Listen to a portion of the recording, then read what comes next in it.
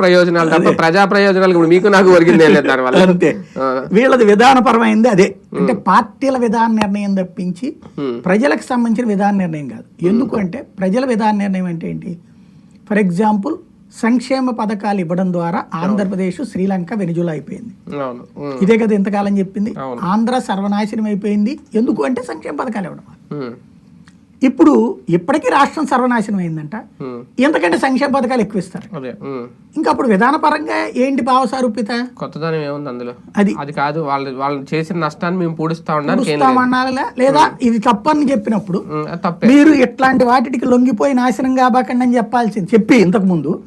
ఇప్పుడు అంతకంటే మేము ఎక్కువ ఇస్తే మీరే నాశనం గారు అని చెప్తే ఎలాగ విధానపరమైన కరెక్ట్ అవుతుంది? అంటే విధానపరమైన ప్రకటన అంటే నేను అడిగేది ఏంటంటే, ఇప్పుడు మొన్న నారా లోకేష్ గారు అన్నారు మద్యపాన నిషేధం ఏం చేశారని. అది విధానపరంగా ఆయన ప్రశ్న బానే ఉంది.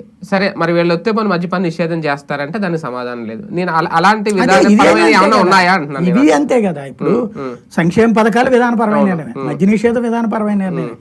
అట్లాగే ఇప్పుడు ఇస్తానంటున్నటువంటి ఏది మిగతా సంస్కరణలు తెస్తామంటున్నటువంటి జాబ్స్ అంటున్నాయి విధానపరమైన.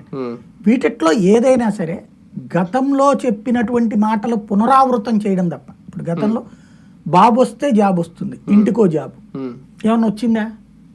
వాళ్ళు చెప్తున్న లెక్క 35,000 ఉద్యోగాలు వచ్చినాయి. ఇప్పుడు మరి 2.5 లక్షల ఉద్యోగాలు వచ్చినాయి.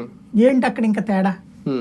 4 గంటలు ఎక్కువ ఇచ్చినోడు కోటి వేయాలా? అప్పులు, సంపద సృష్టి, ఈ రెండింటిని కంపేర్ చేసుకుంటారు ప్రజలు. అది నిర్ణయం అవ్వదు.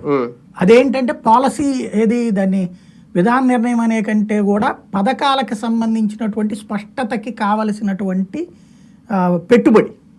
అది ఏంటది పెట్టుబడి అన్నటువంటి